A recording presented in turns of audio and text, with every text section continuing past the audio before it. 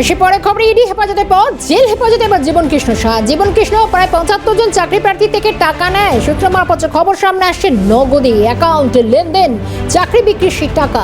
তদন্তে জানতে পেরেছে কেন্দ্রীয় তদন্তকারী সংস্থা ইডি। একাধিক তথ্য, অ্যাকাউন্ট ডিটেলস খতিয়ে দেখছেন ইডি কর্তারা।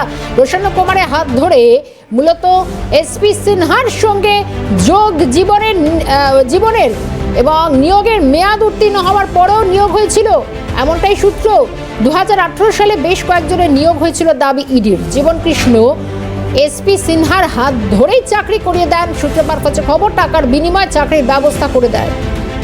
টেলিফোন লাইনে রয়েছেন আমাদের প্রতিনিধি শুভজিৎ দে। শুভজিৎ, তার কি কি জানতে পারছেন ইডির কর্তারা?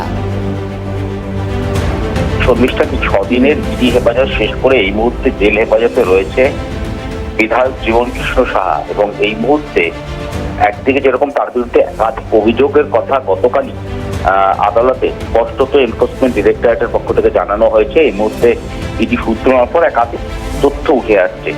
প্রথমত, যে ইডির তরফ থেকে জীবন কৃষ্ণ সাহা যে অ্যাকাউন্ট ডিটেলস, সেই অ্যাকাউন্ট ডিটেলস ইতিমধ্যে খতিয়ে দেখা হয়েছে এবং সেখানে ইডির আধিকারিকরা দেখতে পাচ্ছেন যে জীবন কৃষ্ণ সাহা তিনি প্রায় ৭৫ জন চাকরি প্রার্থীর কাছ থেকে টাকা নিয়েছিলেন এবং তার বিনিময়ে চাকরি করিয়ে দেবেন, এ কথা তিনি বলেছিলেন।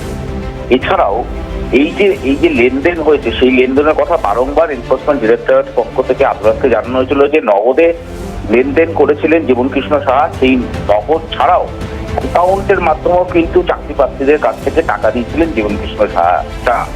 এছাড়াও জীবন কৃষ্ণ সাহার একদিকে যেরকম ব্যাংক অ্যাকাউন্ট খতিয়ে দেখা যাচ্ছে, অন্যদিকে ইডি সূত্রে খবর যে প্রসন্ন কুমার রায়, যার হাত ধরে নিউ টাউনে সম্পত্তি কিনেছিলেন জীবন কৃষ্ণ সাহা, একই সঙ্গে এই প্রসন্ন কুমার রায়ের হাত ধরেই এসপি সিনহার সঙ্গে জীবন কৃষ্ণ সাহা তিনি যোগাযোগ করেছিলেন। তার কারণ 2016 সালের এসএসসি চাকরি প্রার্থীদের নিয়োগ প্রক্রিয়া 2018 সালের ডিসেম্বর মাসে সম্পন্ন হয়, কিন্তু এই নিয়োগ 2018 সালে সম্পন্ন হলেও সময়সীমা পেরিয়ে গেলেও তারপরেও কিন্তু এই এসপি সিনহার হাত ধরে একাধিক চাকরি প্রার্থীকে নিয়োগ করিয়ে দেওয়ার একেবারে শুভজিৎ, তুমি আমার সঙ্গে থাকো, আরো একটি বিষয় তোমার কাছে আসছে।